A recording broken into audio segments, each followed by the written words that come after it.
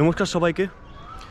আপনারা আমার গত ভিডিও পুরুলিয়া সিরিজের ফার্স্ট এপিসোড আশা করি ভালোভাবেই উপভোগ করেছেন। ও আপনারা যদি না দেখে থাকেন তাহলে পুরুলিয়া সিরিজে ক্লিক করবেন, অথবা ডিসক্রিপশনে ভিডিওটা দেওয়া থাকবে। আমি কলকাতা থেকে কিভাবে পুরুলিয়া এসেছি এবং কোন ট্রেন ধরেছি সাঁতরাগাছি পুরুলিয়া, সেটা সম্পূর্ণ ডিটেলস দেওয়া থাকবে। তো ভিডিওটা না দেখে থাকলে দেখে নেবেন। আজকে আমি ফিরে এসেছি এপিসোড 2তে। এপিসোড 2তে আমাদের কন্টেন্ট হবে পুরুলিয়া এসে আপনারা কোথায় থাকবেন ও কীভাবে থাকবেন এবং কত সস্তায় থাকতে পারেন। সো চলুন আমি কোথায় আছি আগে দেখাচ্ছি। এই হচ্ছে পুরুলিয়া স্টেশনের বাইরের অংশটা, এই হচ্ছে এন্ট্রেন্স, আপনারা দেখতে পাচ্ছেন।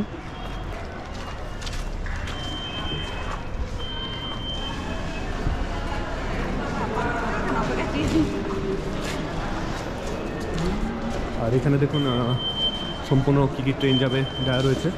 তো এটা হচ্ছে স্টেশন এন্ট্রেন্স।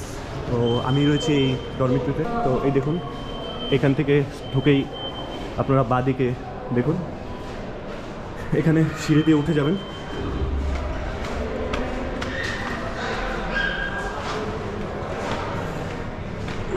উঠে যাওয়ার সাথে সাথেই দেখুন এখানে লেখা আছে রিটায়ারিং রুম। সো এখানে আমি রয়েছি। এই দেখুন, ইনোগ্রেশন 2010-এ হয়েছিল। আর এই দেখুন এখানে ক্রিউ গার্ড রেস্ট রুম এখানে।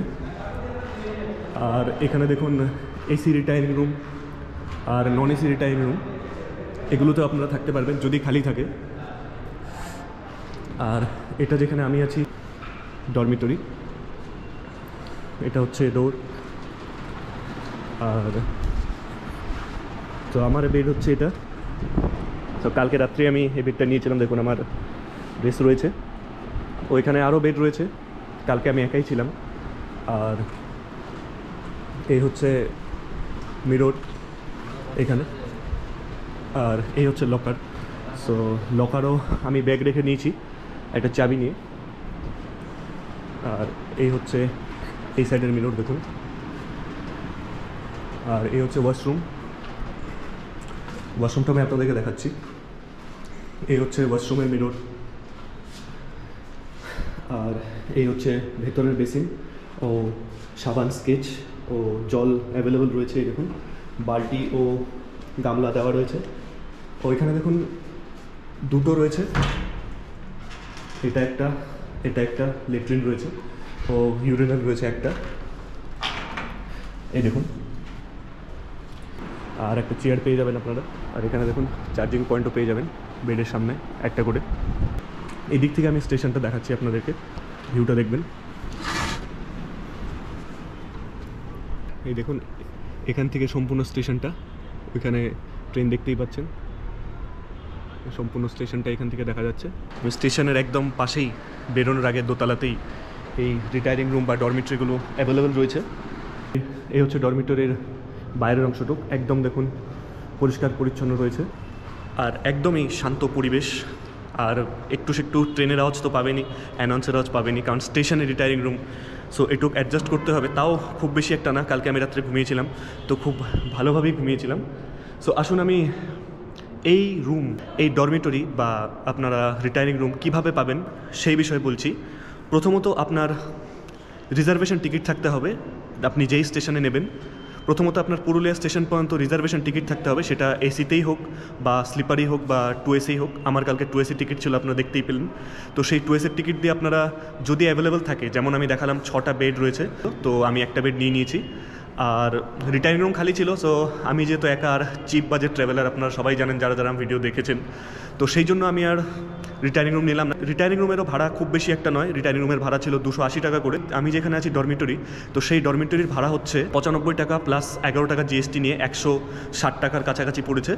সো এভাবেই আমি ডরমিটরি, রিটায়ারিং রুম আর কালকে খুব ভালোভাবেই রাতটা কাটিয়েছি, কোনো অসুবিধা হয়নি। মশা ফশা কিচ্ছু ছিল না, ফ্যান ছিল। সো নেক্সট আমি দেখাবো আমরা অযোধ্যা পাহাড়ে গিয়ে কোথায় হোটেল নিয়েছি। তো আমরা স্টেশন থেকে বেরিয়ে যাচ্ছি সোজা অযোধ্যা পাহাড়ের দিকে।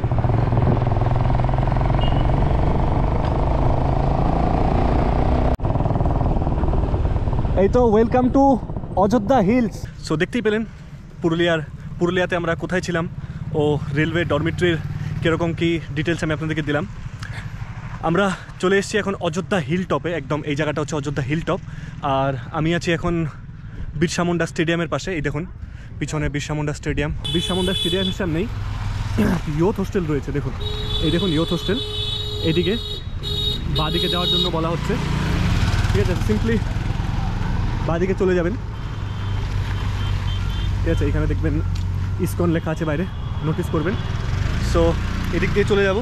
আমি ইয়ুথ হোস্টেলে নেই, আমি একটা রিসর্টে আছি। সেই রিসর্টটা সম্পূর্ণভাবেই ম্যানেজ করেছে দেবাশিস, ও সম্পূর্ণ ওই ম্যানেজ করেছে।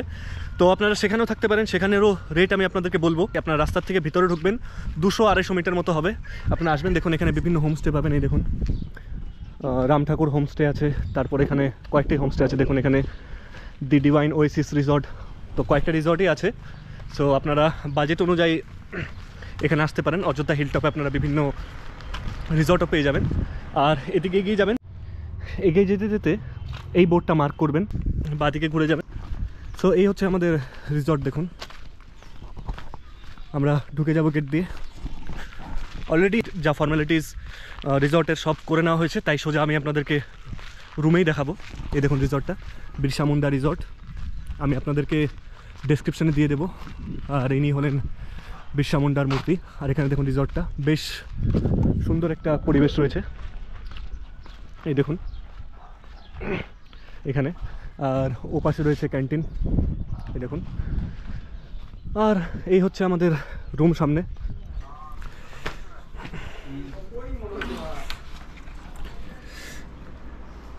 এই হচ্ছে রুম, দেখুন 3 বেডের রুম, কিন্তু আমরা 5 জন অ্যাডজাস্ট করবো। এখানে এসি রুম দেওয়া হয়েছে, আর টিভি রয়েছে। আর ওয়াশরুমটা আপনাদেরকে দেখাচ্ছি কেমন। আর এই হচ্ছে ওয়াশরুম, দেখুন এই হচ্ছে গিজার, এই হচ্ছে বেসিন, আর এই দেখুন ট্যাপ, শাওয়ার। ও এখানে দেখুন বেশ পরিষ্কার রয়েছে, আর জেট স্প্রে রয়েছে। তো ঠিকঠাকই বলা যেতে পারে। আজকের এই এপিসোডটা এখানেই শেষ করছি, পরবর্তীতে দেখা হবে আরেকটা এপিসোড নিয়ে। আপনারা যদি চ্যানেলটা এখনও সাবস্ক্রাইব করেননি তাহলে সাবস্ক্রাইব করে নেবেন। এভাবে অনেক ভালো ভালো জায়গা দেখাবো, খুব স্বল্প খরচে অনেক বিভিন্ন জায়গায় যাওয়ার চেষ্টা করব। আপনারা যদি এখনও যদি চ্যানেলটা সাবস্ক্রাইব করেনি তাহলে সাবস্ক্রাইব করবেন, ভিডিওটা লাইক করবেন ও ভিডিওটা শেয়ার করবেন ও মন্তব্য করবেন। আজকের মতন এখানেই, নমস্কার। এই ভিউটা একবার দেখুন। নিচে নেমে ছবি তুলবো।